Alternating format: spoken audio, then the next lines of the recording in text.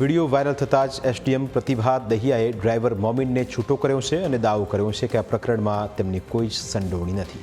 Driver સાથે તેઓ કામકાજને લઈ કોઈ વાતચીત નથી કરતા, કારણ કે ડ્રાઈવર આઉટસોર્સિંગના કર્મચારી હોય છે।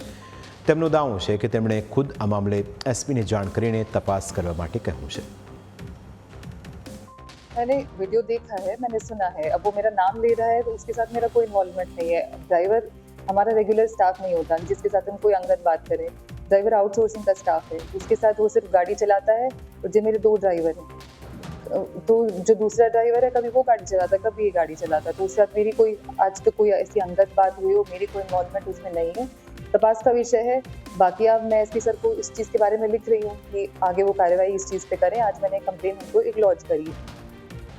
એસડીએમનું કહેવું છે કે ઓર્ડર સર્ક્યુલેટ થયો છે તે ડ્રાફ્ટ ઓર્ડરનો ફોટો છે। તેણે મોબાઈલમાં ફોટો ખેંચીને જ ડ્રાફ્ટ ઓર્ડરની કોપી શેર કરી છે। અત્યાર સુધીની તપાસમાં કોઈ કર્મચારીની સંડોવણી સામે નથી આવી। તેમનું કહેવું છે કે 21 તારીખે ડ્રાફ્ટ ઓર્ડર ડ્રાઈવરે શેર કર્યો હતો, પરંતુ 23 તારીખે તો તેમણે ઓર્ડરને નેગેટિવ કર્યો હતો।